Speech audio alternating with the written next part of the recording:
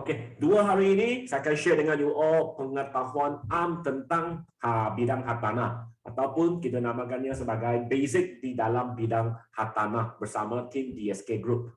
Alright, so far saya punya suara dan saya punya screen sudah di-share. Adakah you all dengar saya punya suara dan nampak saya punya screen yang berwarna oranye ini?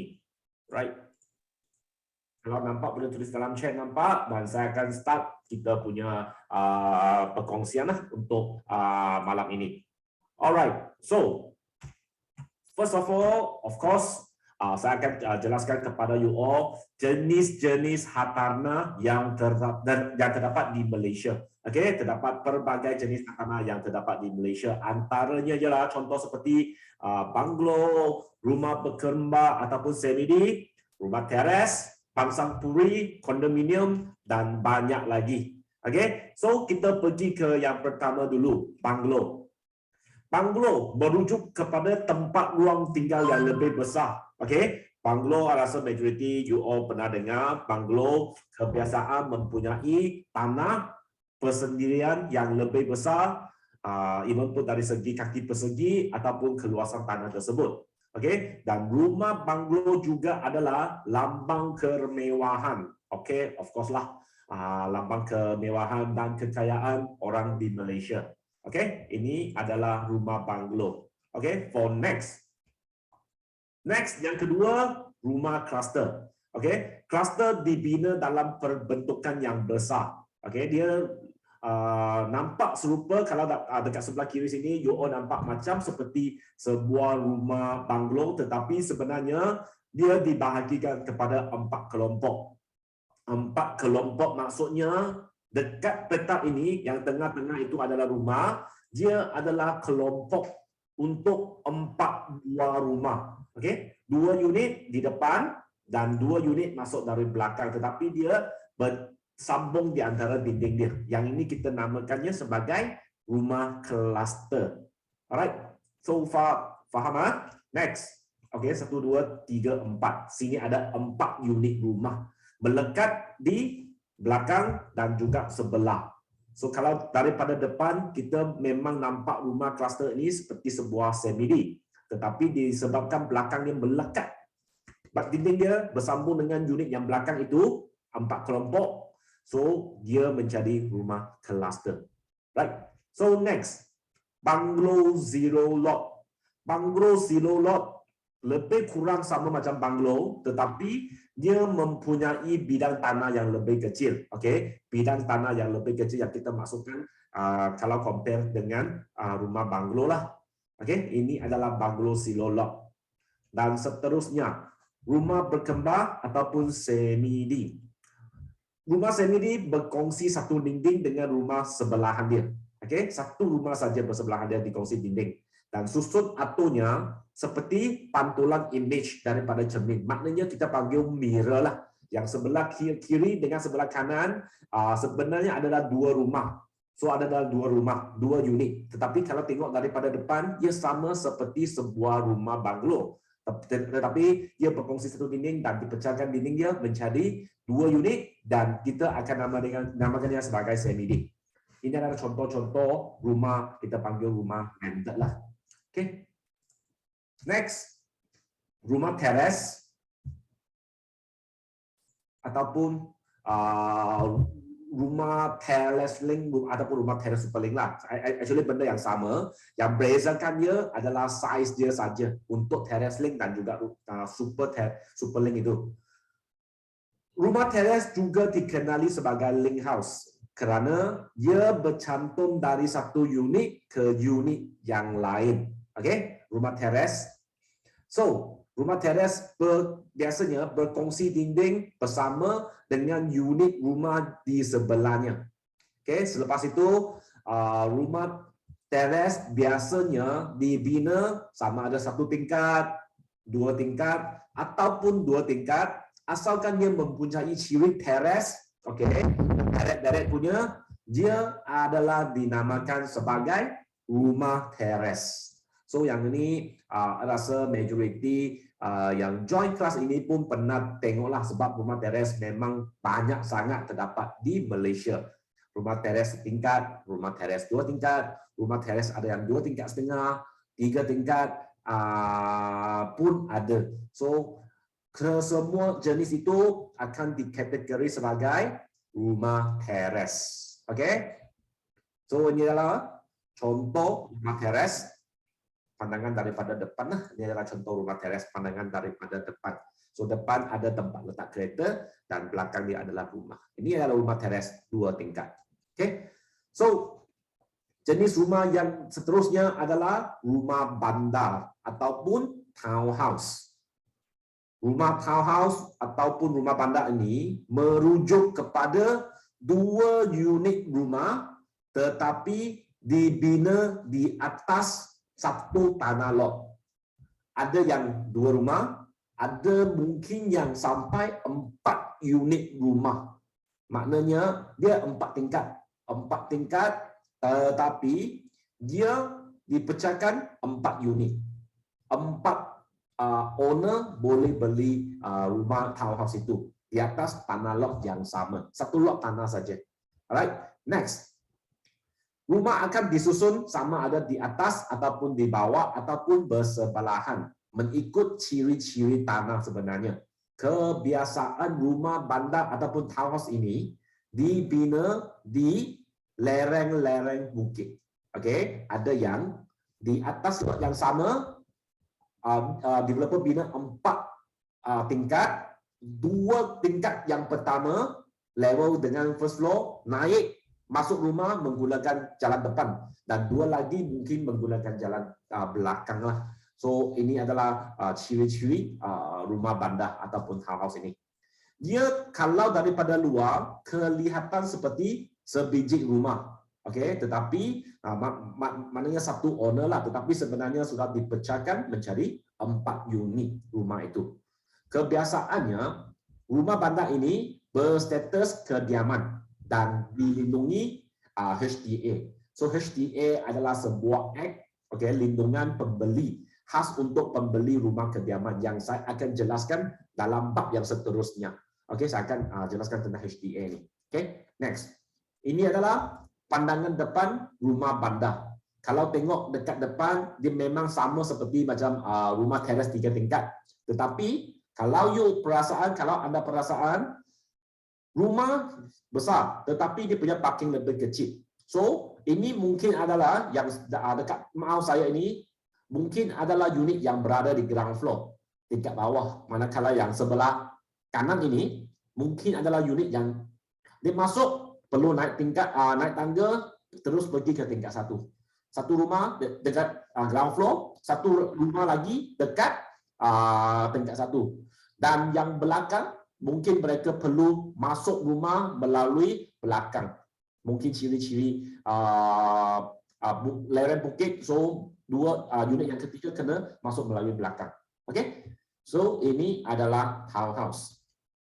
So seterusnya, kita pergi ke segmen yang seterusnya, kita panggil high rise ataupun rumah yang bertingkat. Yang pertama, flat. Okay? Flat adalah jenis rumah bertingkat ataupun kita namakannya sebagai high rise dalam bahasa English. Kediaman bertingkat bertangga. Rumah flat kebiasaannya tiada pagar dan juga tiada kawalan security. Sebab rumah flat adalah kategori rumah high rise yang kemurah, yang paling murah. Okey, yang paling murah ataupun kita cakap paling cheap lah.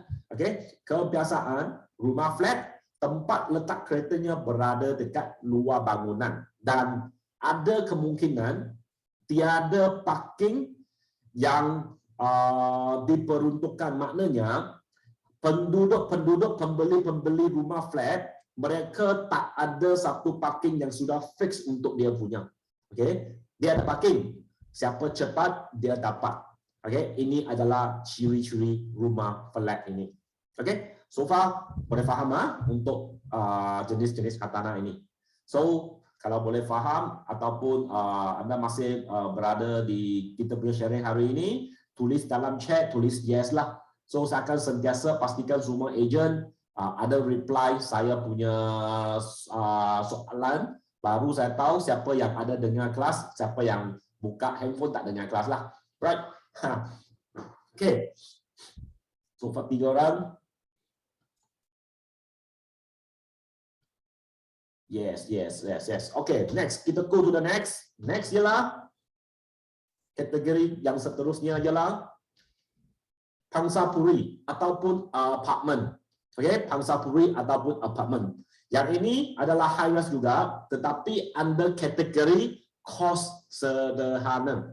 Okay, rumah kos sederhana. Tak mahal sangat, tapi confirm mahal daripada rumah flat. Okay, ini adalah kos sederhana. Disenaraikan dengan harga lebih jauh rendah berbanding dengan pemula sebuah kondominium. Kondominium bab yang seterusnya. Okay, so dekat sini dia nak jelaskan bahawa pangsapuri ataupun apartmen harga dia adalah lebih rendah daripada kondominium. Okay, pangsapuri ataupun apartmen mempunyai kemudahan, tetapi dia terhad kalau compare dengan kondominium. Okay, so ciri-ciri ini majority saya compare dengan kondominium lah, sebab kondominium adalah kategori rumah high rise yang paling tinggi dia punya harga lah. Selepas itu, rumah pangsapuri ataupun apartmen ini membuka peluang kepada kumpulan sederhana, okay, untuk memiliki rumah. Okay, secara ringkasnya, pangsapuri ataupun apartmen adalah level yang lebih tinggi daripada flat. Lebih tinggi daripada flat yang saya cakap tadi itu. Rumah, apartmen ataupun pangsapuri, kebiasaan dia ada guard. Okay, kebiasaan dia ada guard.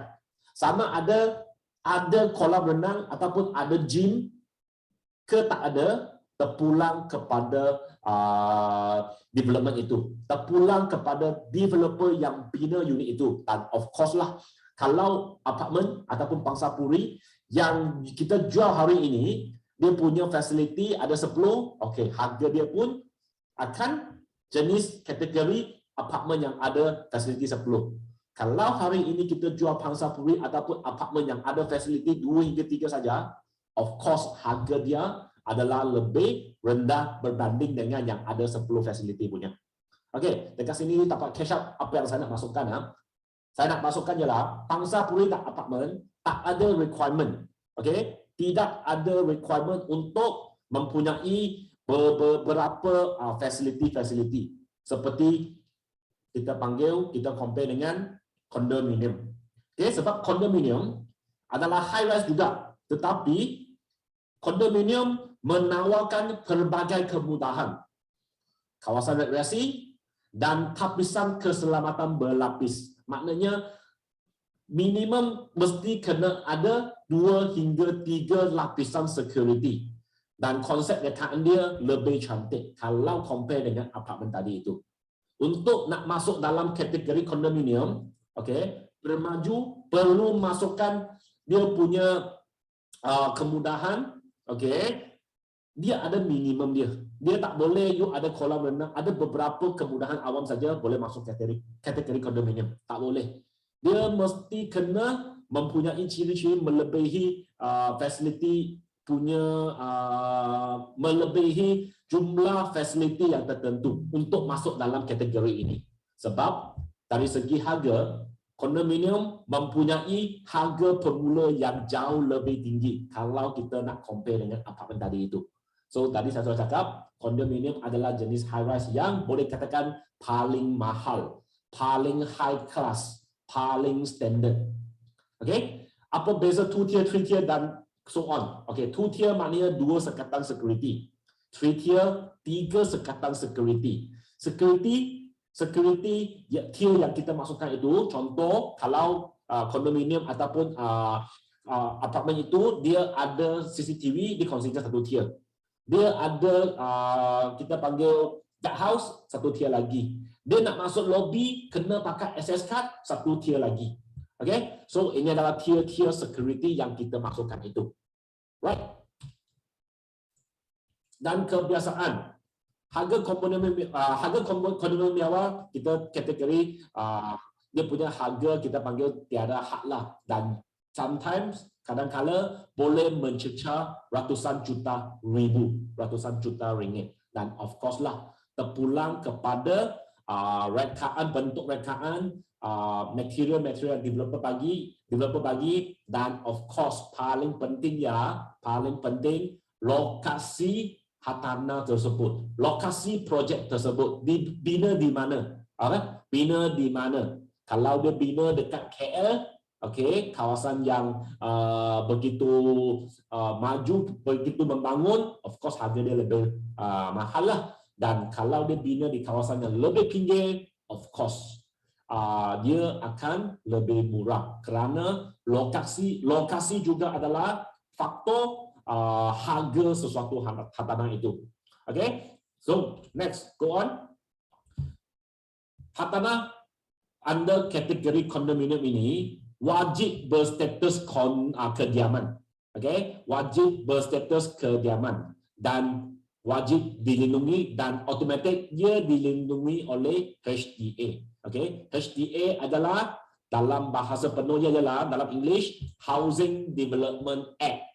Nanti saya akan ada bab khas untuk HDA ini. Apakah fungsi dia dan apakah benefit dia untuk hartanah yang dilindungi Housing Development Act ini. Okay, so far 3 jenis hartanah ini boleh faham flat, okay, high rise yang paling murah, pangsa puri ataupun apartment kategori di pertengahan, okay, dan last kali yang paling high end punya adalah kondominium.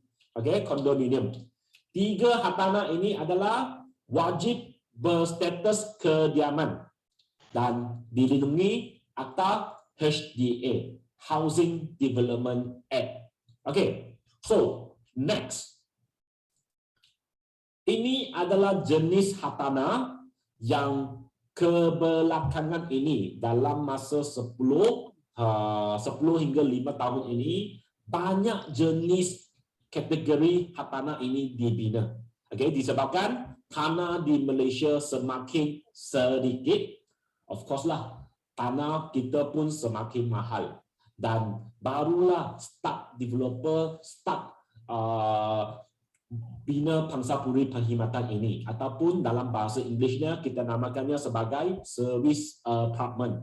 Okay, dia mempunyai ciri-ciri lebih kurang sama macam kondominium tadi, tetapi disebabkan pangsapuri perkhidmatan ataupun service apartment ini, okay, berstatus komersial. Okay, berstatus komersial. Oleh itu dia punya harga jualan seringkali boleh dikatakan boleh menjadi lebih murah kalau compare dengan kondominium. Saya akan jelaskan kenapa. Okay, saya akan jelaskan kenapa pangsapuri perkhidmatan ataupun servis apartmen ini boleh dijual dengan harga yang lebih murah. Okay, so sebelum saya teruskan, saya jelaskan ciri-ciri untuk pangsapuri perkhidmatan ini dulu. Pertama, pangsapuri perkhidmatan ini dia ada kalanya dilengkapi dengan kemudahan pengemasan ataupun housekeeping, perkhidmatan bilik, okay, perkhidmatan bellboy dan sebagainya. Dia boleh dikatakan sama seperti sebuah hotel macam itulah, tetapi developer bina dan digunakan untuk kediaman, okay, digunakan untuk kediaman, dan of course dia berstatus komersial. Kenapa berstatus komersial? Sebab jenis pangsapuri perkhidmatan ini kadang-kadang dia dibina di tempat yang lebih maju, dan of course dia tak boleh masuk ke status kita panggil kondominium disebabkan total unit yang developer apply untuk bina di tanah tersebut, okay, mungkin melebihi ciri-ciri sebuah kondominium. Okey, faham maksud saya tak? Contoh, kalau developer, kita balik kepada yang kondominium, kalau developer nak bina kondominium, okey, kan saya tulis poin yang ketiga, wajib berstatus kediaman. Okey, wajib berstatus kediaman. Untuk status kediaman ini, okey, developer ada hak unit yang tertentu berdasarkan berapa saiz tanah projek itu. Contoh, saya ambil sebagai contoh, dalam 1 ekar unit, developer hanya boleh maksimum boleh bina 80 unit.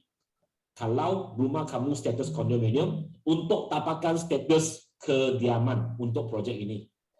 So yang ini mungkin complicated sedikit. Okey, tetapi saya nak bagi you all faham juga. Okey, saya nak bagi you all faham juga kerana ini adalah perbezaan kondominium. Sebab majority apartment ataupun jenis-jenis high rise ini, kalau you nampak daripada luar memang sama saja. You tak boleh nampak dekat bangunan sana dia adalah kondominium ataupun adalah service apartment ataupun apartment, betul tak? So daripada sini mungkin kita boleh tahu tentang sedikitlah. Anda kondominium, dia tidak boleh melebihi unit yang tertentu. Okay, of course. Kenapa kondominium jual dengan harga mahal? Sebab dia ada limitation unit. Di atas tanah 1 ekar, dia ada limitation unit. Limitation unit dia mungkin adalah 50 unit saja dia boleh bina. Disebabkan 50 unit saja boleh bina, so 50 unit yang boleh dijual kepada end user. Of course lah, developer nak bina satu projek, of course nak apa?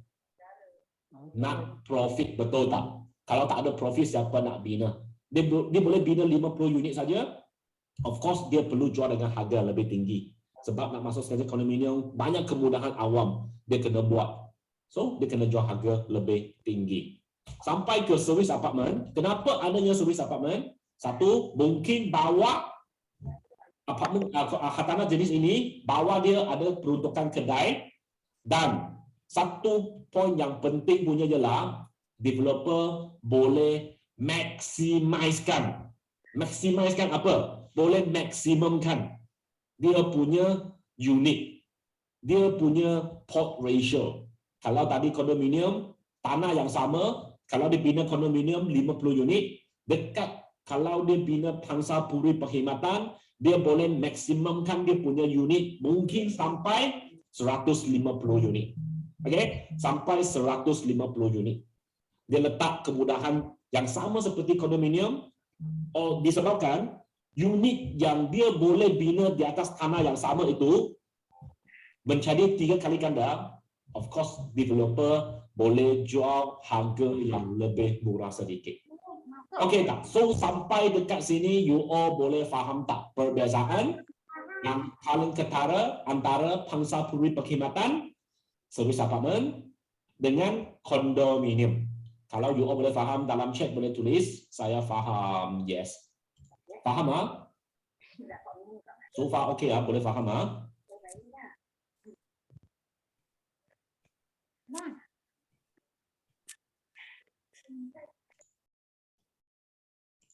Okey.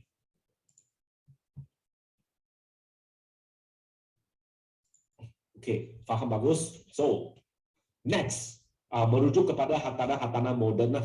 Okey, ataupun hartanah yang seterusnya ialah SOHO.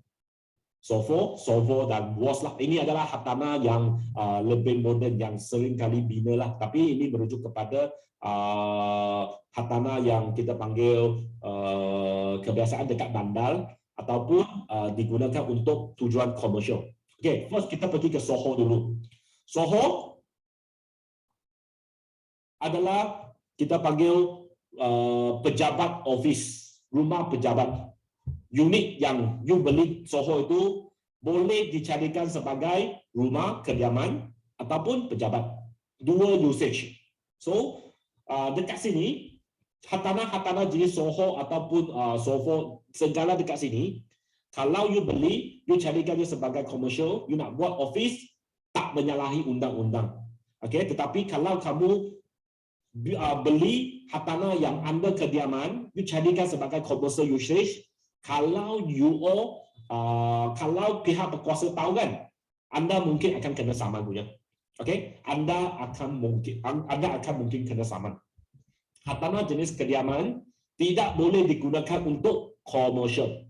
Okey, sekali lagi, hartanah yang sebelum sampai ke SOHO dan WOS ini, sekiranya anda gunakan sebagai komersial, sama ada Airbnb, homestay, sebenarnya ikutkan law memang tak boleh punya kalau hartanah itu ada kediaman. Kalau Anda gunakannya sebagai komersial untuk even pun sewa sebagai homestay saja, Anda mungkin akan disaman. Okey, tetapi untuk Soho ini, 4 jenis hak tanah ini dibenarkan sebab dia memang untuk tujuan komersial.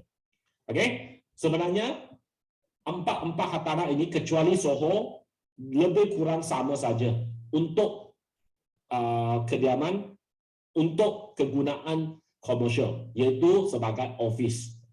Okey, cuma nama dia berbeza saja. Dan Soho boleh dijadikan office dan juga boleh dijadikan sebagai kediaman.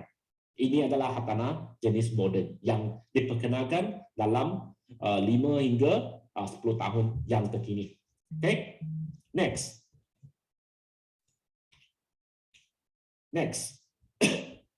Rumah kedai.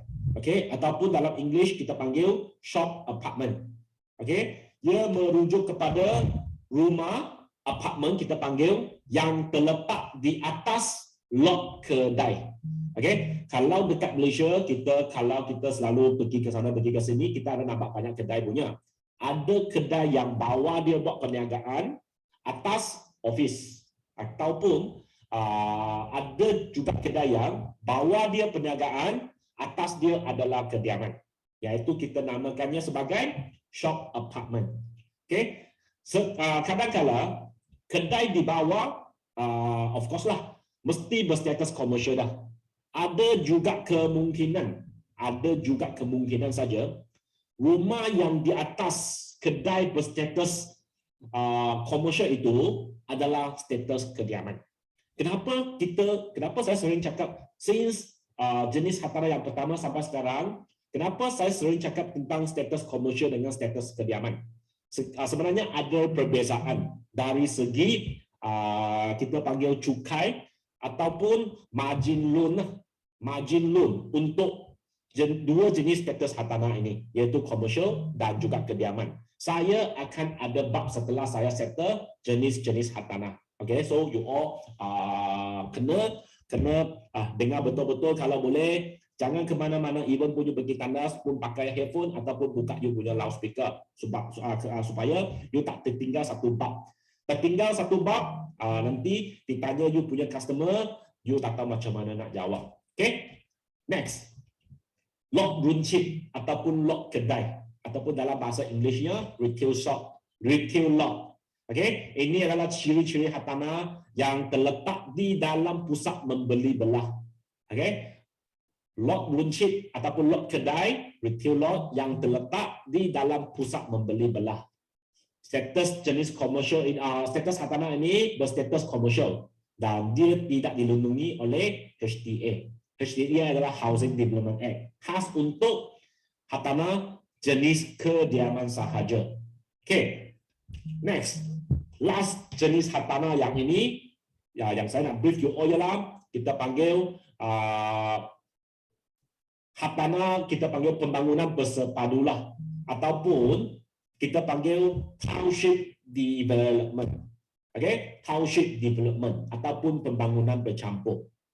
Kebiasaan ia merujuk bukan kepada satu jenis hak tanah saja. Okay? Pembangunan bersepadu ini, pembangunan bercampur ini, okay, kita panggil township development.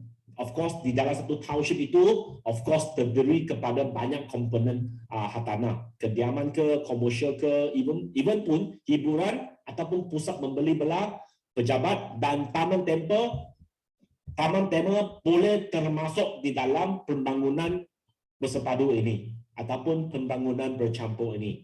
Okay? Komponen-komponen kediaman mungkin membawa status komersial ataupun status kediaman. Terpulang kepada perancangan developer itu. Dia nak bina apa jenis kategori hak tanah di dalam pembangunan bercampur dia. Right. So ini merujuk kepada kita panggil kita panggil township yang besar lah daripada developer ataupun hasil joint venture beberapa developer untuk membangunkan sesuatu kawasan itu yang merangkumi mungkin berpuluh ribu square feet tanah di atas tanah. di atas bandar itu. Okay, so next jenis-jenis hartanah sudah settle. Kita pergi ke kategori hartanah di Malaysia. Okay, kategori hartanah yang saya masukkan ialah yang tadi saya sering cakap punya kategori yang pertama, kategori hartanah kediaman ataupun dalam English residential, dan kategori hartanah commercial.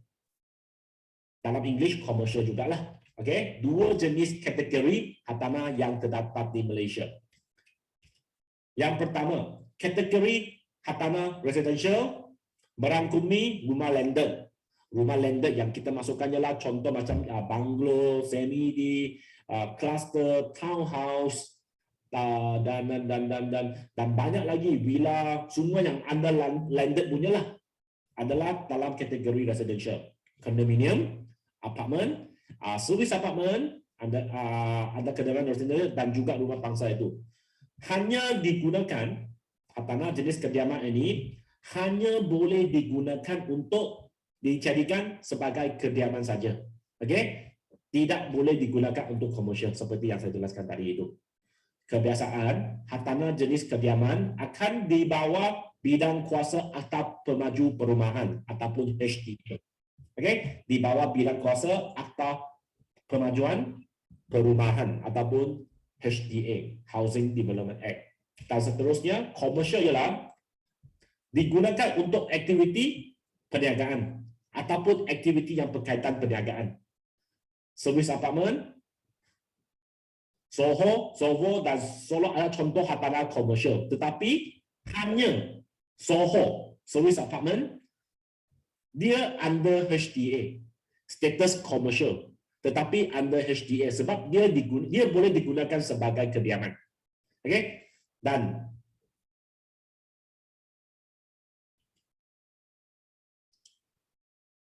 hartanah kita panggil hartanah full commercial.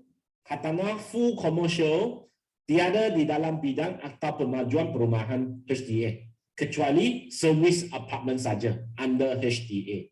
Contoh, kalau hari ini anda beli satu servis apartment,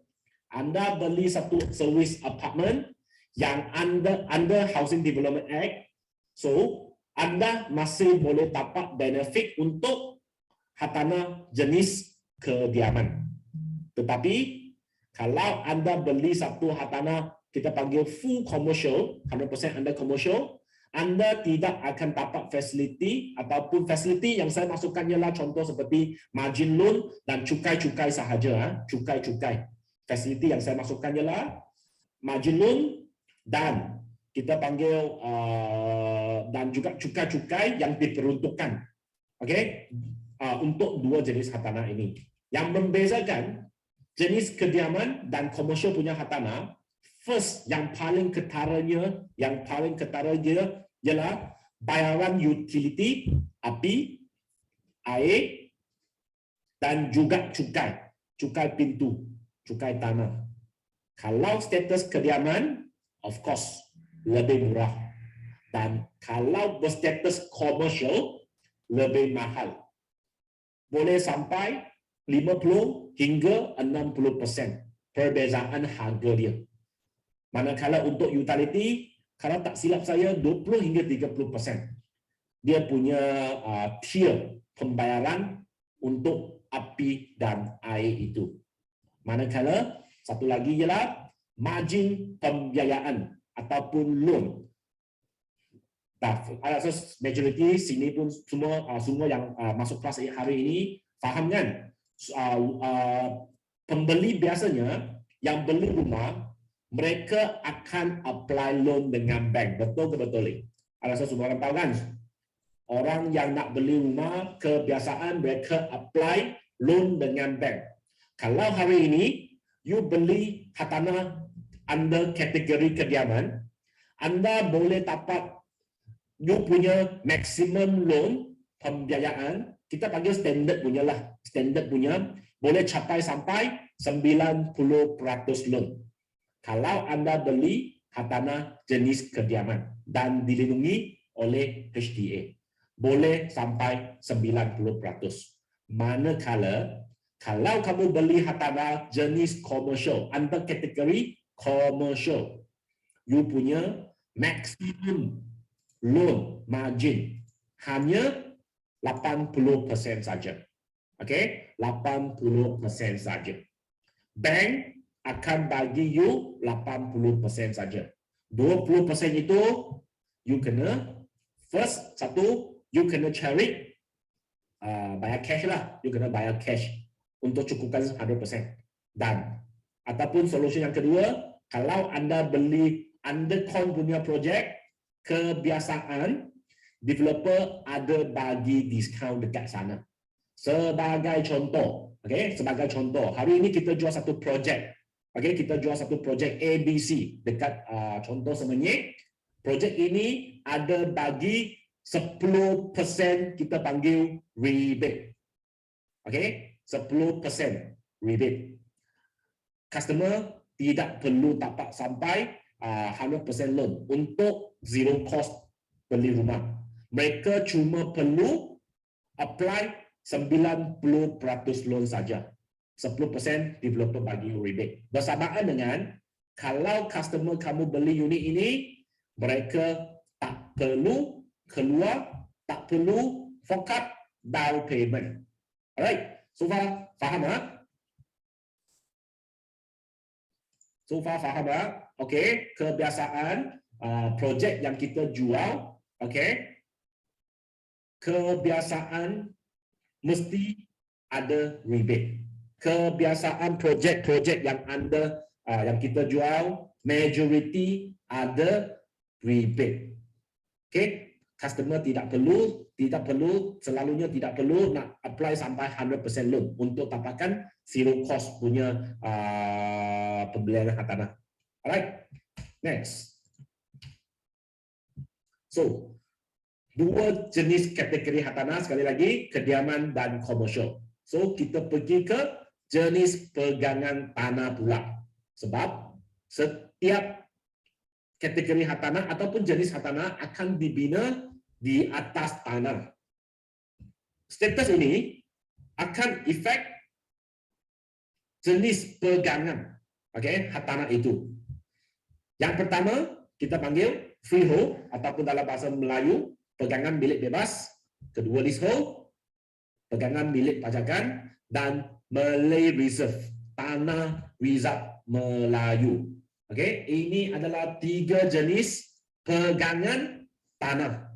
Okey, yang tadi hak tanah, yang ini pegangan tanah. Setiap hak tanah perlu dibina di atas apa? Tanah. Hak tanah yang dibina di atas tanah freehold, of course hak tanah itu akan berstatus freehold. Hak tanah yang dibina di atas tanah leasehold, maka hak tanah itu adalah jenis pegangan leasehold.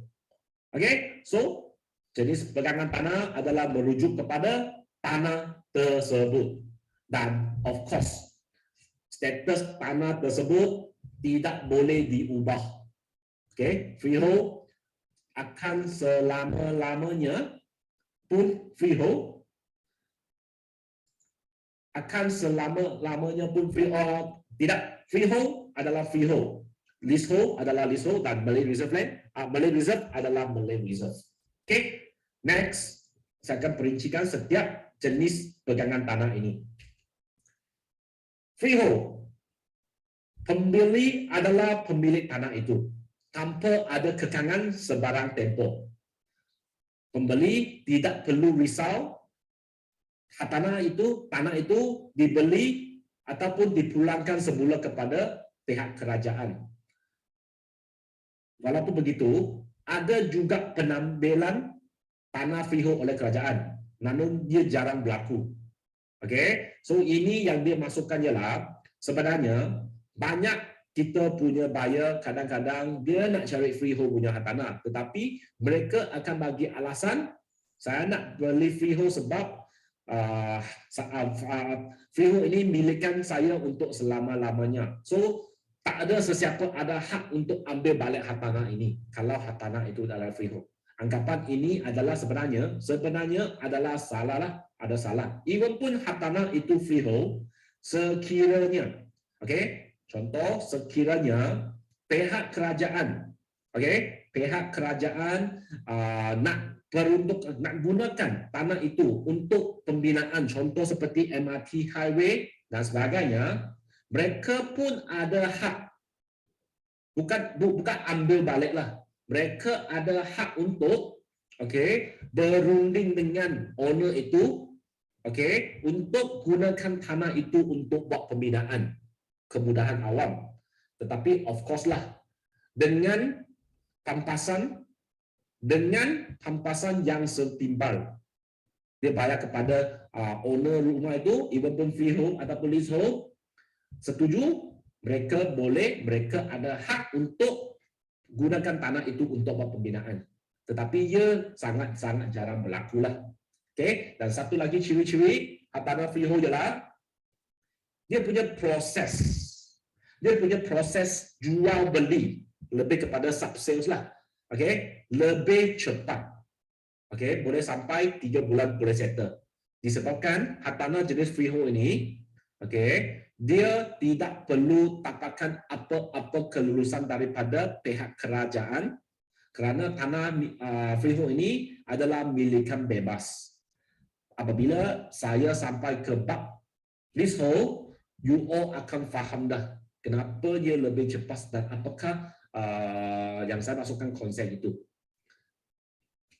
Leasehold, pegangan sementara. Pegangan sementara dari segi tempoh pemilikannya. Maksimum sehingga 99 tahun saja. Dan of course, kita boleh renew untuk sambung dia punya tenure, dia punya pemilikan. Pemilikan dia ialah dipajak. Leasehold adalah tanah yang milikan pajak. Pajak oleh siapa? Of course daripada kerajaan negeri. Kerajaan negeri, diorang ada banyak tanah kadang-kadang, so diorang tak guna, so mereka akan leasekan dia kepada developer untuk buat pembangunan. Mereka akan leasekan dia kepada developer untuk buat pembangunan ataupun jual terus kepada mereka untuk buat pembangunan. Dan sebenarnya tanah jenis leasehold ini, selain dia dipajak, dia dipajak oleh kerajaan, sebenarnya kerajaan sekiranya kalau tanah yang dia dalam masa terdekat nak guna untuk sebarang pembinaan, mereka jarang sekali akan pajakan punya. Kebiasaan tanah yang mereka nak leasekan itu, mereka memang ataupun tanah itu memang tak akan digunakan dalam masa 100 hingga 200 tahun dah. Baru mereka akan pajakkan kepada developer untuk bina rumah lah. So jarang sekali ada tanah jenis leasehold yang sudah ada pembangunan, developer ambil balik, roboh terus, bina lagi ataupun jual lagi. Memang jarang berlaku punya. Memang jarang berlaku punya. Cuma tanah yang leasehold ini kebiasaan berada di tempat yang kita panggil lebih pack, lebih maju. Contoh seperti KL. KL ada banyak leasehold. Contoh KL ada banyak leasehold. Dua jenis pegangan tanah, dan last kali pegangan tanah Rizab Melayu ataupun Malay Reserve Land. Pada asasnya tanah Malay Reserve Land ini memang tak boleh jual kepada bangsa lain. Kita bukan cakap sekadar tanah itu. Even pun hak tanah, andai kata bidang tanah ini, saya beli satu tanah 5 ekar adalah tanah Rizab Melayu, dan saya buat pembangunan, contoh 400 unit kondominium. 400 kondominium yang dibina di atas tanah Rizab Melayu.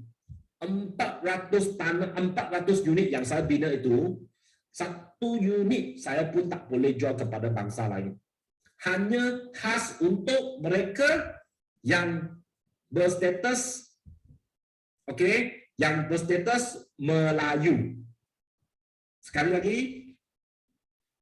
orang Malay Reserve Land ataupun tanah Melayu yang saya masukkan ini, dia tak sama macam Bumi Lot.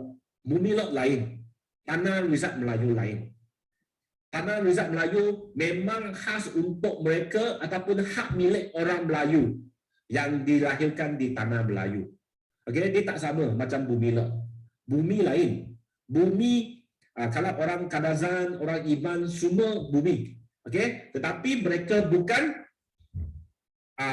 dilahirkan di tanah Melayu. Mereka tak layak pun untuk beli Rizal Melayu, Iban, Kadazan.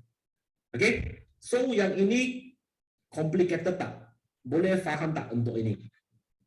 Boleh faham untuk tanah Rizal Melayu ini? Okey, dan jenis pegangan tanah ini boleh faham? Faham. Okey, bagus. So kalau faham, so saya boleh teruskan ke bab yang seterusnya, iaitu tanah Melayu tanah. So kita pergi ke bab yang seterusnya, title. Okey, title pula. Title sebagai setiap orang mesti ada title punya kan? Mr, Miss, Datuk, Tan Sri, betul tak? So ini title untuk sesuatu hartanah itu. Okey. So 4 jenis title. 4 jenis title. Yang pertama dan yang paling major punya, sebab tak kira fakta title, individual title atau bumi lot. Okey, keempat hak milik hartanah ini asalnya berada di master title dulu. Okey, master title bila dipecahkan, kalau kita bina, kita panggil high rise, akan menjadi strata. Kalau kita bina terrace house, bungalow semi-D, dia akan menjadi individual title. Okey, dan bumi lot pula, okey, yang paling bawah punya ialah bumi lot. Dia boleh individual title, dia boleh strata title. Okey, bumi lot adalah peratusan yang ditetapkan oleh kerajaan khas untuk bumi di Malaysia. Okey, untuk bumi putra di Malaysia. Again, master title. Master title next. Master title kita panggil gerana. Title adalah geran. Geran ke atas tanah itu. Master title adalah geran besar, geran induk. Kebiasaannya di bawah nama developer. Okey, di bawah nama developer. Master title ataupun geran besar ini kebiasaan adalah tanah ataupun unit yang belum dipecahkan ikut lot. Okey? Belum dipecahkan ikut lot. Master title kalau dipecahkan, kalau saya bina kondo, kalau saya bina service apartment, kalau saya bina flat di atas tanah yang mempunyai lebih daripada satu owner, lebih daripada satu pembeli, saya akan convert dia kepada strata title. Okey, saya akan convertkan dia kepada strata title. Dan kalau sekiranya saya bina landed, bed bungalow, semi-D, cluster ataupun terrace, saya akan convertkan dia menjadi individual title. Sebab strata title dikeluarkan untuk hartanah bertingkat. Contoh seperti kondominium, pangsa puri, dan hartanah yang bersecurity. Hartanah jenis strata ini, okey, kalau sekiranya ia berada di strata title, Majlis Pengurusan Bersama ataupun JMB, Joint Management JMB lah, akan ditubuhkan untuk menguruskan hartanah tersebut.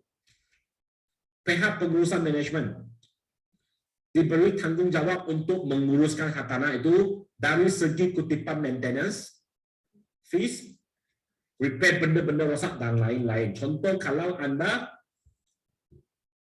saya cakap kondominium, kan kita ada manajemen, kita punya kolam renang, kita punya guard kan.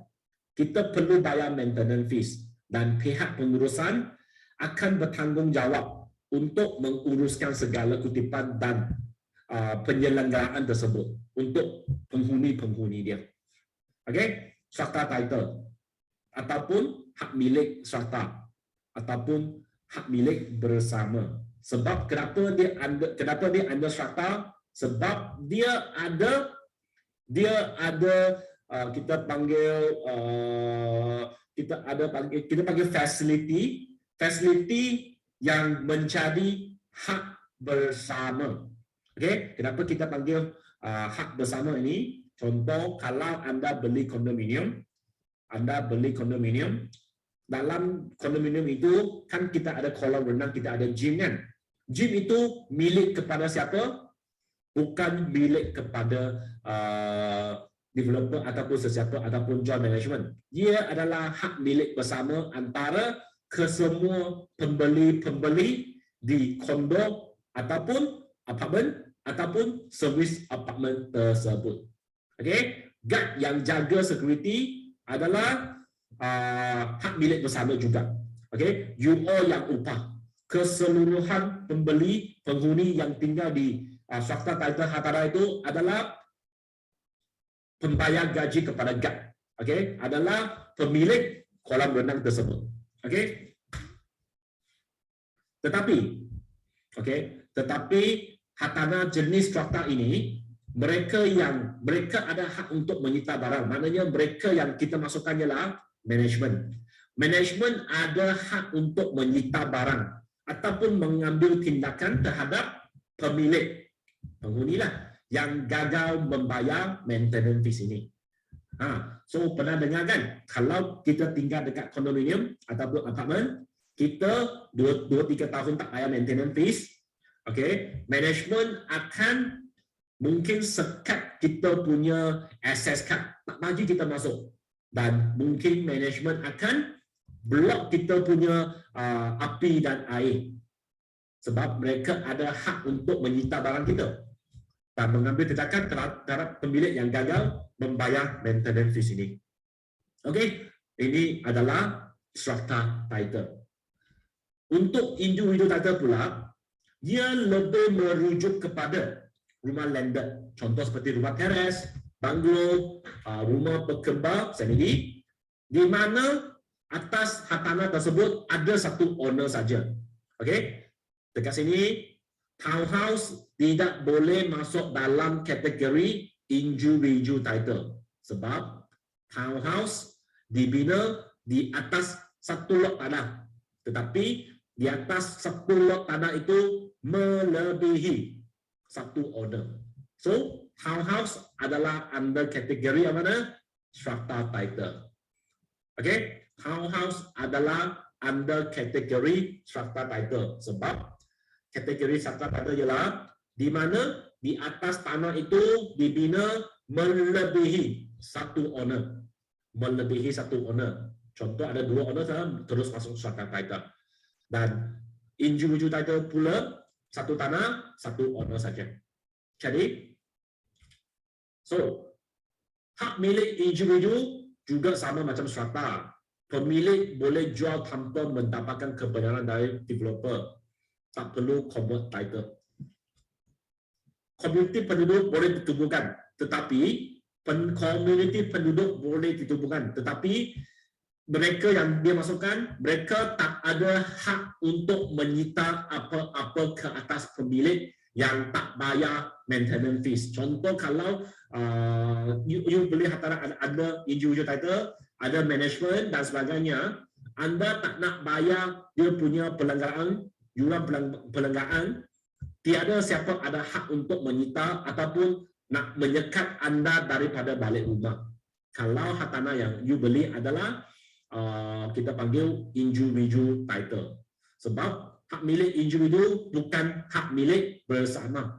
Tiada benda yang hak milik bersama. Contoh, taman yang dekat, kita panggil taman permainan kanak-kanak yang terletak dekat rumah teres, okey, iaitu adalah hak milik siapa? Itu adalah hak milik, kita panggil hak milik majlis kerajaan, hak milik majlis. Okey, so siapa yang buat penyelenggaraan? Majlis yang akan buat penyelenggaraan.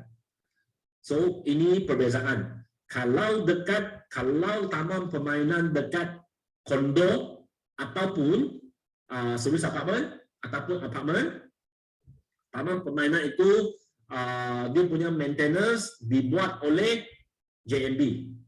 Kalau you beli hartanah individu yang ada taman permainan, maintenance diselenggara oleh kita panggil majlis MPKJ ke MPAJ ke, mereka yang akan bertanggungjawab kalau hartanah kamu itu adalah hartanah jenis individu title. Okey, sampai sini ada yang sudah tertidur, sudah pukul 10. So saya nak check siapa yang masih mendengar lagi. Siapa yang masih mendengar lagi, dengan begitu cepatnya tulis dalam chat. Saya masih dengar. Sazi, thank you, good supporter. Okay. Good. So far boleh faham? Adakah saya punya bahasa boleh faham ataupun saya perlu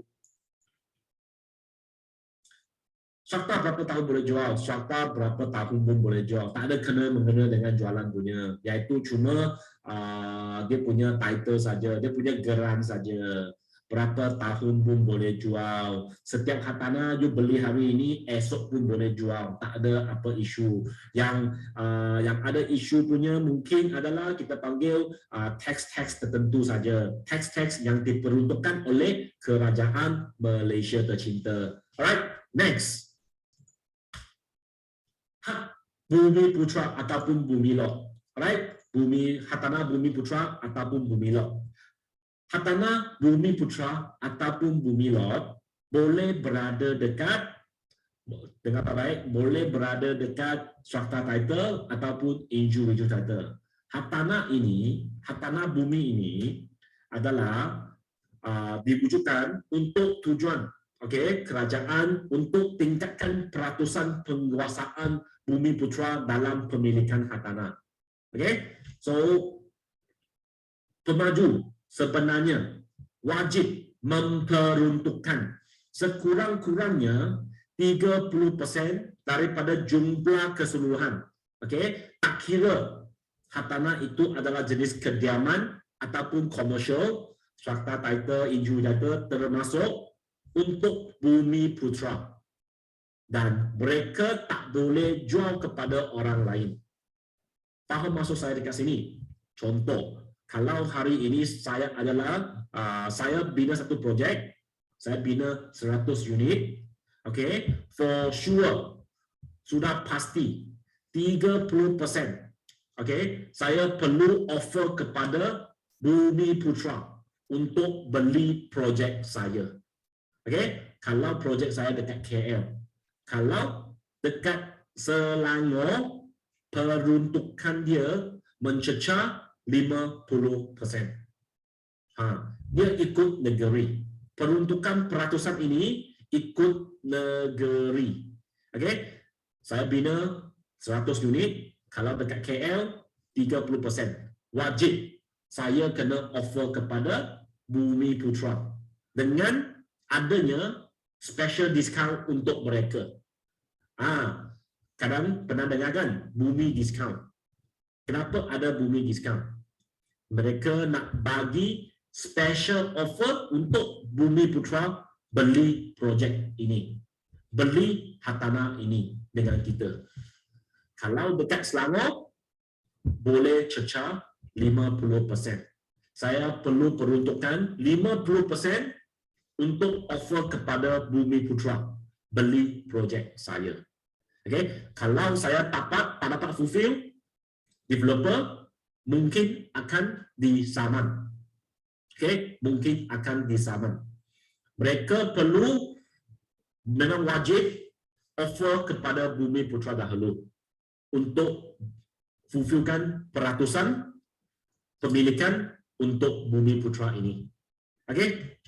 So peraturan diskaun bumi putra tertakluk sepenuhnya oleh kerajaan negeri dan berbeza mengikut setiap perundangan setiap negeri. Setiap negeri tak sama. Dia ada catnya. Dan peratusannya mungkin akan naik dan turun setiap kali bajet lah. Of course, lepas bajet mungkin akan naik, ada turunnya. So developer tahulah. Developer tahu tentang ini. Hari ini saya brief you all, saya nak bagi you all pun tahu, at least tahu benda ini sebelum kita pergi ke medan hartanah, start jualan hartanah. Sebab mungkin customer kita akan tanya tentang ini dengan kita.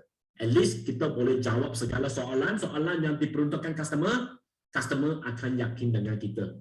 Okay? Bidang hartanah ini dia lebih kepada kita panggil reputation ataupun by pengalaman punya kerja. You tak perlu study banyak-banyak. Tetapi seandainya kalau you sudah buat 100 case, 100 jualan you sudah buat, of course, you punya skill, you punya ilmu, semua sudah ada dah. Okay? You tak ada satu buku yang saya boleh bagi you baca 5 hari 5 malam, lepas hari ke-6, you akan jadi profesional. You sudah power dah. Tiada istilah macam ni. Okay? Ini adalah keunikan bidang hartanah. Okay? So, sampai ke sini, di 4 jenis title ini, you all ada apa-apa yang tak faham, boleh tulis dalam chat ini. Rumusannya, okay, ringkasannya, master title, dia seperti sebuah kek besar. Sama ada saya potong segi 4 ataupun potong bulat. Kalau saya potong bulat mungkin swasta title. Potong segi 4 mungkin adalah individu title. Terpulang kepada apa hartanah yang saya bina itu, yang developer itu bina. Kalau saya bina kondominium, of course, saya kena wajib pecahkan dia menjadi strata title. Dan kalau saya bina landed, contoh rumah teres, saya wajib potongkan dia menjadi individu title. Daripada potongan-potongan itu, saya wajib peruntukan. Okay, tak kira strata title ataupun individu title, saya ada peratusan yang saya wajib offer kepada bumi untuk jadi hak milik bumi lah.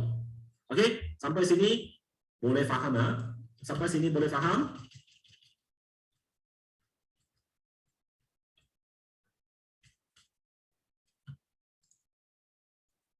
Alright, next. So, jenis-jenis hartanah, pegangan tanah, dan jenis geran kita sudah jelaskan. So, kita pergi ke bab yang seterusnya, yaitu keluasan dan ukuran dalam hartanah. Okay, so kita merujuk kepada keluasan yang paling besar dulu. Biasanya panggilan ini digunakan untuk ukur kelapa sawit ataupun bidang tanah yang sangat besar. Okay, yaitu kita panggil hektar. Okay, 1 hektar sangat besar. 1 hektar bersamaan dengan 2.4710538147 ekar. Okay, manakala 1 ekar pula bersamaan dengan 43.560 square feet, kaki persegi. Okay, so ada sesiapa yang faham tentang hektar, ekar dan kaki persegi ini?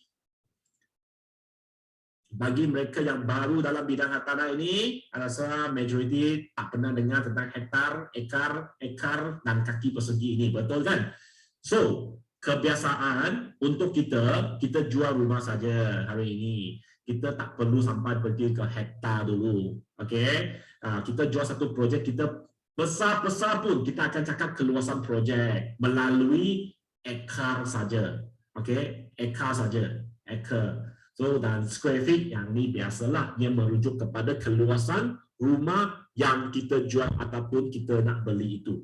Okey, so kita jual rumah, biasanya customer akan tanya, projek ini berapa besar? Okey, kita bina di atas tanah 1 ekar, contoh 1 ekar bersamaan dengan keluasan dia 43.000 square feet, 43.560 square feet.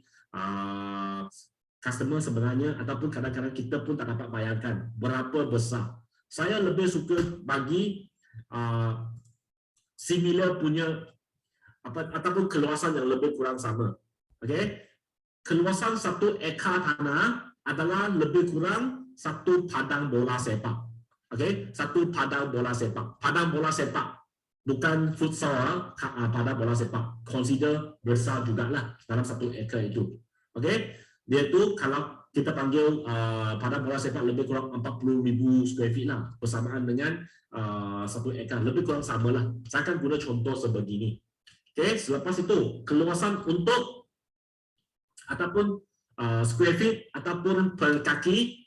Okey, square feet dikira daripada keluasan kita panggil dalaman rumah kita.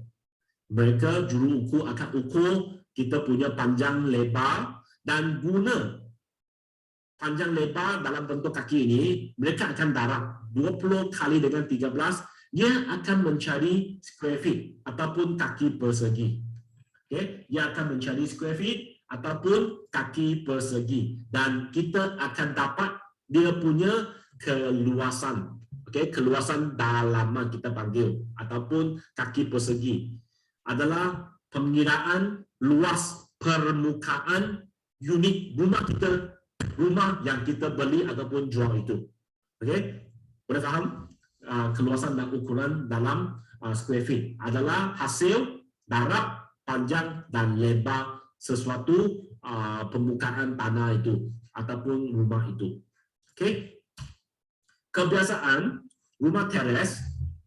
Okey, kita akan cakap, kita akan present dengan kita punya buyer guna 2 cara. Satu, kita akan cakap keluasan tanah dulu. Keluasan daripada car porch sampai ke belakang dan lebar rumah kita. Kita akan cakap dalam kaki. 22 kaki darab dengan 75 kaki. 22 adalah lebar rumah kita dan 75 adalah panjang. Seterusnya, build up. Build up adalah luas permukaan. Luas permukaan ataupun kawasan dalaman rumah kita. Okey, kawasan dalaman rumah kita. Biasanya dia berbentuk dalam square feet ataupun kaki persegi. Hasil daripada mana? Juru ukur akan ukurlah dalaman rumah kita, dan selepas darab guna panjang lebar juga, tapi kali ini ruang dalaman. Ground floor kira tambah dengan kita punya tingkat kedua, first floor kita. Kita akan dapat satu keluasan build up 2425. Ini adalah build up sesebuah rumah teres. Okey, ini adalah contoh presentation untuk kita punya customer. Rumah teres biasanya kita akan cakap keluasan tanah 22 kali 45. Manakala build up dia ialah 2425 square feet. 4 bilik, 3 bilik air, 3 bilik, 3 bilik air, macam itulah. Kita akan present macam ini untuk kita punya customer. Keluasan rumah teres 2 tingkat. Seterusnya, untuk kita panggil pengiraan untuk rumah bertingkat. Tak kiranya adalah flat, Hansapuri, kondominium ataupun service apartment, termasuk Soho, Soho, segala rumah bertingkat. Okay, kita akan cakap build up keluasan dalaman rumah yang awak beli ataupun kita jual itu.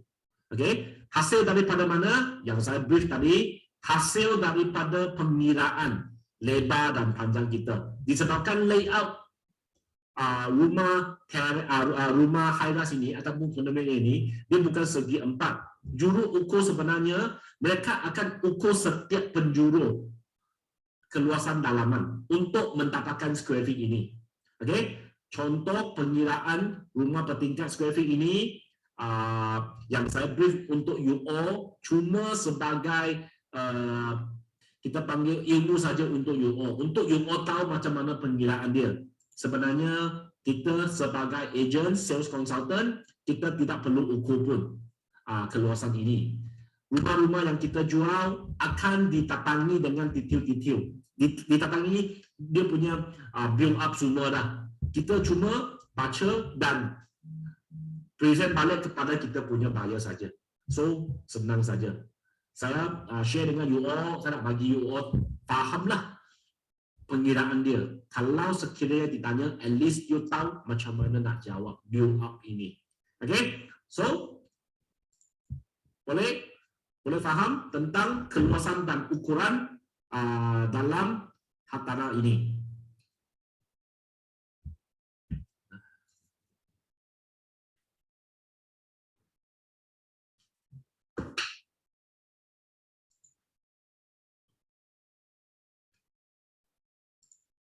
So next, kita pergi ke bab yang seterusnya, kita panggil APDL ataupun dalam nama penuhnya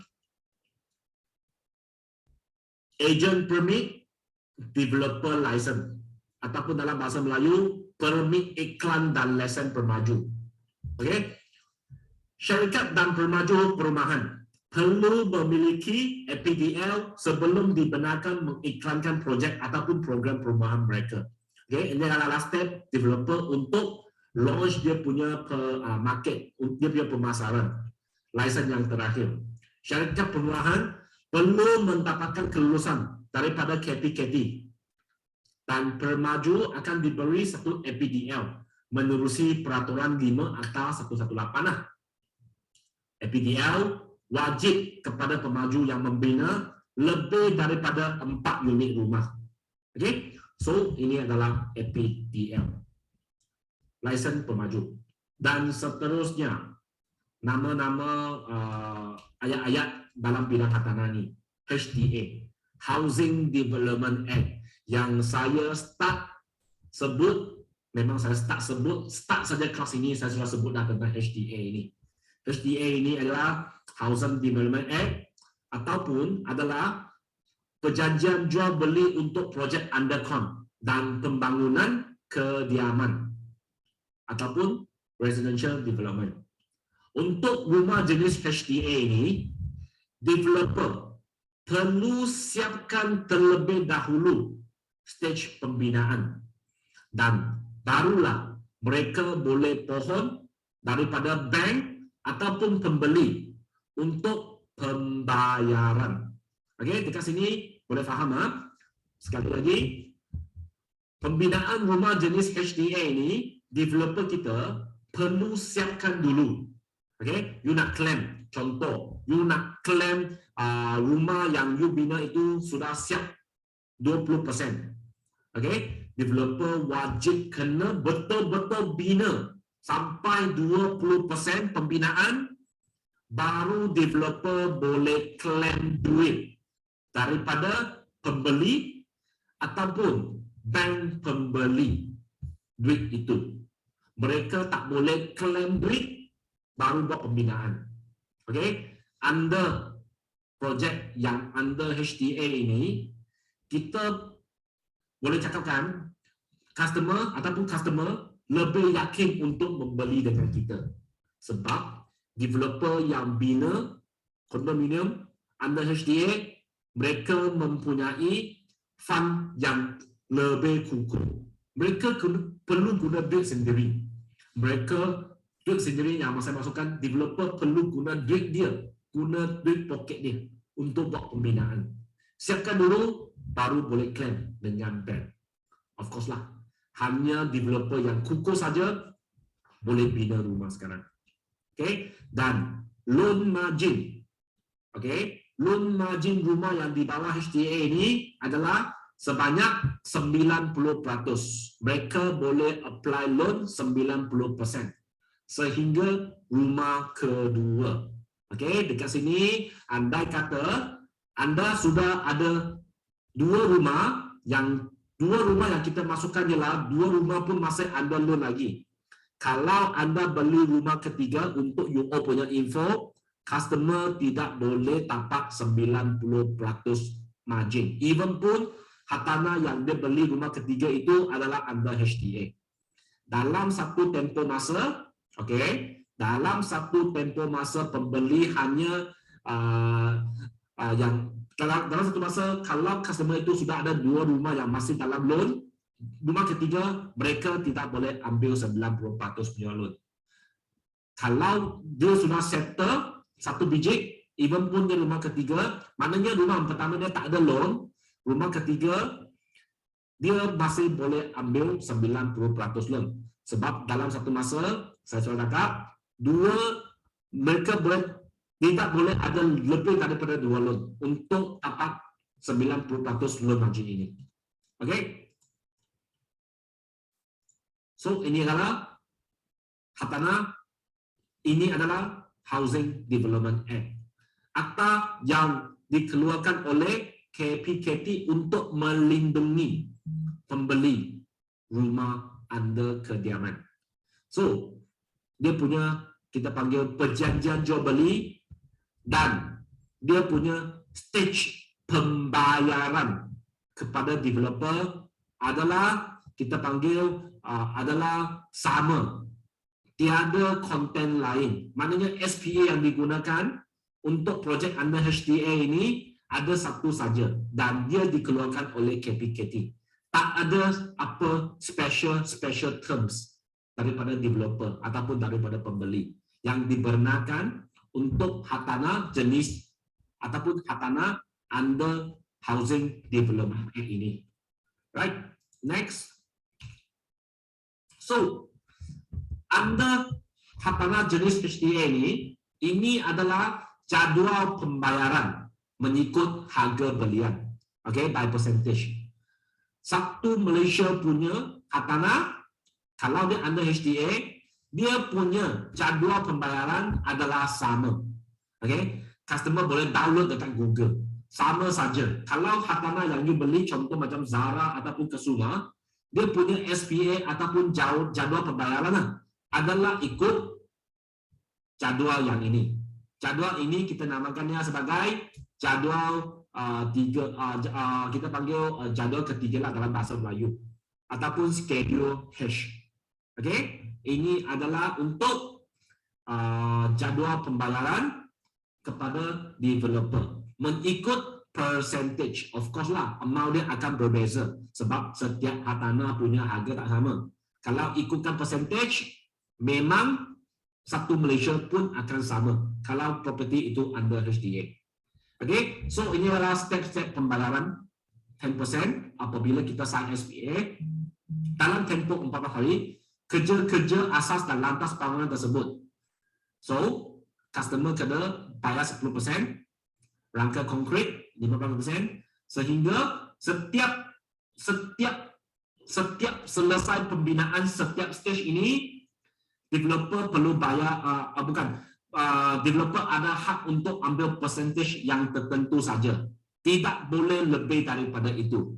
Sehinggalah rumah kita siap. Ataupun walaupun rumah kita sudah siap, developer sebenarnya pun tidak dapat sepenuhnya duit itu. Sebab Housing Development Act ini kan kita sudah cakap KPKT nak lindungi kita punya pembeli.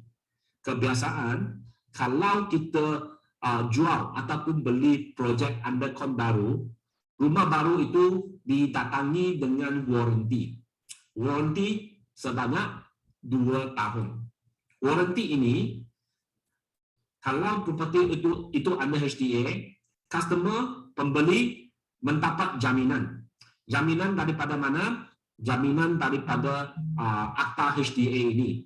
Sebab di dalam akta HDA ini, even pun developer sudah siap bina dan telah serah kunci, developer masih ada lagi 5%. Okay, 5%, even pun bank sudah release 5% itu kepada kebiasaan lawyer yang in charge jual beli itulah.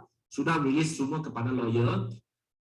5% itu perlu diserahkan kepada lawyer sebagai pemegang tangan, pemegang amanah. Sehingga 2 tahun warranty kita itu habis.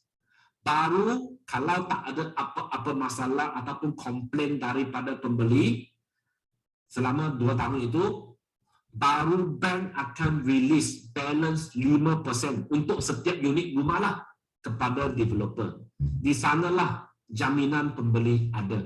Contoh dalam tempoh 2 tahun, customer kita ataupun kita sendiri beli hartanah baru, rumah itu ada masalah kerosakan ke, bumbung bocor ke, kita pergi komplain, tetapi developer tak pergi ambil tindakan, kita boleh komplain sampai ke KPKT dan mereka akan gunakan, kalau sekiranya mereka akan buat penyiasatan tanah, kalau kerosakan itu memang bukan disebabkan oleh owner itu, pembeli itu sendiri, okay, memang defect daripada developer, mereka tak nak repair, lawyer akan bertindak dan menggunakan fund itu untuk tolong pembeli rumah baru itu untuk repair defect yang dilaporkan itu. So, jaminan warranty dekat sini confirm ada untuk kita punya pembeli. Right? So, esok saya akan esok masa yang sama saya akan detailkan tentang HDA jadual pembayaran harga beli ini. Okey, untuk malam ini sampai sini saya punya perkongsian, harap anda boleh faham dan esok kita continue untuk basic class hari yang kedua. Okey, so ada apa sebarang pertanyaan boleh teks dalam chat dan boleh teks di dalam grup masing-masing lah. Saya akan cuba jawab you all punya soalan. Okey, sampai sini selamat malam semua dan harap bermanfaat untuk you all. Bye bye. Thank you, boss. Thank you, SK. Thank you, guys. Thank you.